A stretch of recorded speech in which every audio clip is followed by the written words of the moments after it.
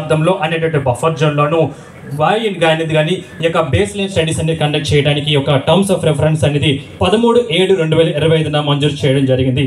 అయితే భారత ప్రభుత్వం ఇథనాల్ బ్లెండింగ్ ప్రోగ్రామ్ కింద పెట్రోల్ను 20% ఇథనాల్ అనేది వినియోగించడం ద్వారా జీవ ఇంధనాలపై ఒక విధానాన్ని ప్రవేశపెట్టింది. దానికి గాను ఇక నయారా ఎనర్జీ లిమిటెడ్ వారు ఈ యొక్క ప్రతిపాదనను తీసుకురావడం జరిగింది. ఈ ఉత్పత్తిలో చూసుకున్నట్లయితే 400 కిలోలీటర్ల రోజుకి ఇథనాల్ అనేది ప్రొడ్యూస్ చేయబడుతుంది. అదేవిధంగా కో జనరేషన్ పవర్ ప్లాంట్ అనేది 10.3 మెగావాట్లతో ఉత్పత్తి చేయబడుతుంది. దీంట్లోంచి వచ్చేటటువంటి బై ప్రొడక్ట్స్ అంటే ఉప ఉత్పత్తులు చూసుకున్నట్లయితే డిడిజిఎస్ అనేది ఒక వెట్ కేక్ లాంటిది. అది ప్రాసెసింగ్ అయిన తర్వాత వచ్చేటటువంటి 229 టన్నుల రోజుకు వస్తుంది. తర్వాత దీని ఫెర్మెంటేషన్ ప్రాసెస్ ద్వారా వచ్చేటటువంటి ఈ యొక్క సీవెడ్ కార్బన్ డైఆక్సైడ్ అనేది కూడా ఈ యొక్క రికవరీ చేసేటువంటి కార్బన్ డైఆక్సైడ్ కూడా 194 టన్నులు అనేది రోజుకి రావడం జరుగుతుంది. అయితే దీని తయారీ విధానం చూసుకున్నట్లయితే ధాన్యాన్ని ఈ యొక్క విరిగినటువంటి ధాన్యం కానీ మెయిస్ కానీ మొక్కజొన్న కానీ ఈ యొక్క స్వీకరించి వాటిని ధాన్యం యొక్క సైలోస్లోని వాటిని స్టోర్ చేసి వాటిని శుభ్రపరిచి మిల్లింగ్ చేసి దాన్ని తడి చేసి తద్వారా వేడి చేయడం ద్వారా ఈ యొక్క ఫెర్మెంటేషన్ డికంటేషన్ ఈ యొక్క పద్ధతుల ద్వారా వచ్చేటటువంటి ఈ యొక్క డిస్టిలేషన్ ప్రాసెస్ లో కూడా ఈ ఇథనాల్ అనేది రికవరీ చేయబడుతుంది. వచ్చేటటువంటి ఉప ఉత్పత్తులను కూడా ఈ డిడిజిఎస్ అయినటువంటి ఈ యొక్క డ్రైగా ఏర్పడేటటువంటి వాటిని పశుదానం కింద వాడుకోవచ్చు అని తెలియజేస్తున్నాం. ఈ ప్రక్రియలో వాడేటటువంటి ముడి సరుకులు అంటే ఈ యొక్క పదార్థాలు చూసినట్లయితే విరిగిన ధాన్యం 913 టన్స్ అంటే రోజుకి వాడడం జరుగుతుంది. మొక్కజొన్న ఈ యొక్క 888 టన్నులు అనేది ఇక ప్రాసెసింగ్ చేసి వినియోగించడం జరుగుతుంది. అయితే ఈ యొక్క స్థల విస్తీర్ణం చూసుకున్నట్లయితే ఈ యొక్క కేటాయించబడినటువంటి ఏపీఎస్సీ ల్యాండ్ వర్క్ చేసేటటువంటి ఈ యొక్క 50.09 ఎకరాల ప్రాంతంలో అత్యధికంగా గ్రీన్ బెల్ట్ అభివృద్ధికి అంటే చుట్టూ కూడా ఒక 33% గ్రీన్ బెల్ట్ అభివృద్ధి అంటే హరితవనాల మొక్కల్ని పెంచుట కొరకు అదేవిధంగా ఓపెన్ ఏరియా అనేది రోడ్ల కొరకు 22% మరియు ప్లాంట్ ఫ్యాక్టరీ భవనాలు నిర్మించడానికి 16%, ట్రక్ పార్కింగ్ అనేది ఈ యొక్క వాహనాలను పార్కింగ్ చేయడానికి 15%, అదేవిధంగా చిన్నటువంటి యొక్క స్టోరేజ్ పాయింట్స్ వాటర్ ని కూడా ఈ రెయిన్ వాటర్ ని స్టోర్ చేసుకోవడానికి 2%, వర్షపు నీటిని కేటాయించడానికి 3% కేటాయించబడింది. అయితే దీంట్లో పనిచేసేటటువంటి సిబ్బంది అంటే మానవాన్ని చూసుకున్నట్లయితే ఈ ప్లాంట్ నిరంతరంగాను స్వయంచాలకంగాను పనిచేస్తుంది. అంటే కంటిన్యూస్ అండ్ ఇది ఆటోమేటిక్ ప్రాసెస్ లోనే జరుగుతుంది. కాబట్టి దీంట్లో సుమారుగా పనిచేసేటటువంటి సిబ్బంది 567 మంది, ప్రత్యక్షంగా 167, పరోక్షంగా 400 మందికి ఉపాధి కల్పించబడుతుందని తెలియజేస్తున్నాం. అయితే ఈ యొక్క ఇథనాల్ ప్లాంట్ అనేది ఇథనాల్ ప్రొడ్యూస్ చేసేటువంటి 400 KLPDలో భాగంగా నీరు అవసరమవుతుంది. ఈ నీటిని ఏపీఎస్సీ ద్వారా తీర్చబడుతుంది.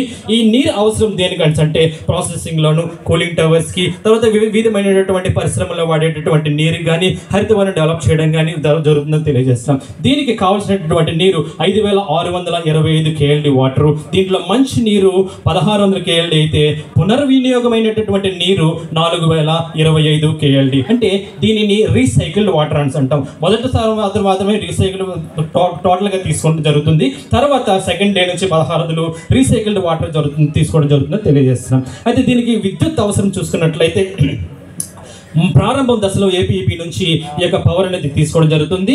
వీళ్ళు ప్రొడ్యూస్ చేసేటటువంటి కో జనరేషన్ పవర్ ద్వారా 10.3 మెగావాట్ల యొక్క విద్యుత్ని ఈ యొక్క పరిశ్రమలకి వాడడం జరుగుతుందని తెలియజేస్తారు. అదేవిధంగా పవర్ బ్యాకప్ అంటే నిరంతరమైనటువంటి ప్రక్రియ ఆల్టర్నేటివ్ సోర్స్ గాను 1250 kVA డీజీ సెట్లు అనేది 3 అనేది ఇన్స్టాల్ చేయబడుతుంది తెలియజేస్తున్నాం. దీనికి కావలసినటువంటి ఇంధనము మరియు ఆవిరి అవసరం అనేది 51.12 టన్స్ పర్ అవర్ అంటే గంటకి 55.12 ఆవిరి అవసరం జరుగుతుంది.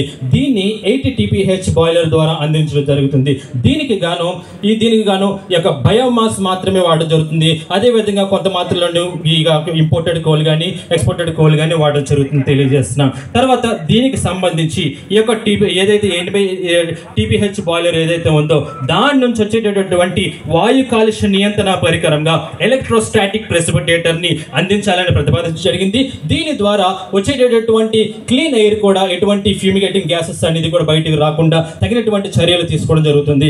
ఈ ప్రాసెస్లో వాటర్ వాడేటటువంటి ప్రాసెస్లో కూడా ఎటువంటి ఒక చిన్న నీటి బొట్టు కూడా బయటికి వ్యర్థం అనేది బయటకు రాకుండా దీన్ని ZLD సిస్టమ్ అంటే జీరో లిక్విడ్ డిశ్చార్జ్ అనువైనటువంటి ప్రాంతంలో దీన్ని ఒక మల్టీ ఎఫెక్టివ్ ఎవాపరేటర్స్ ద్వారా ఈ యొక్క నీటిని శుద్ధి చేయడం కానీ, అదేవిధంగా శుద్ధి చేసినటువంటి కండెన్సేటెడ్ వాటర్ని ఈ యొక్క కండెన్సేటెడ్ పాలిషింగ్ యూనిట్లను కూడా ఈ యొక్క వాటర్ని రీసైక్లింగ్ చేసి శుద్ధి చేసి జీరో లిక్విడ్ డిశ్చార్జ్ అనేసి అందించాలని ప్రతిపాదించడం జరిగింది. అయితే ఈ ప్రక్రియలో ఈ యొక్క ప్రాజెక్టు ఈ యొక్క పరిశ్రమ నెలకొల్పేటప్పుడు కానీ ఈ యొక్క నెలకొల్పిన తర్వాత ఈ యొక్క కార్యాచరణలో వచ్చేటట్టు కానీ ప్రస్తుత పర్యావరణ స్థితి ఏ విధంగా ఉన్నది అధ్యయనం చేయడానికి ఈ యొక్క 10 కిలోమీటర్ల పరిధిలోని వాతావరణాన్ని అధ్యయనం చేయడానికి అక్టోబర్ 2024 నుంచి డిసెంబర్ 2024 వరకు కూడా 3 నెలల పాటు అధ్యయన ప్రాంతంలో గాలి నాణ్యత ఏ విధంగా ఉంది, నీటి నాణ్యత ఏ విధంగా ఉంది, శబ్ద పర్యావరణం ఏ విధంగా ఉంది, జీవ వైవిధ్యం సంబంధించిన ఏ విధంగా ఉంది, సామాజికమైన ఆర్థిక పరిస్థితులను ఏ విధంగా ఉన్నాయనేసి ఈ యొక్క 10 కిలోమీటర్ల పరిధిలో 1 మాసానికి చేయడం జరిగింది.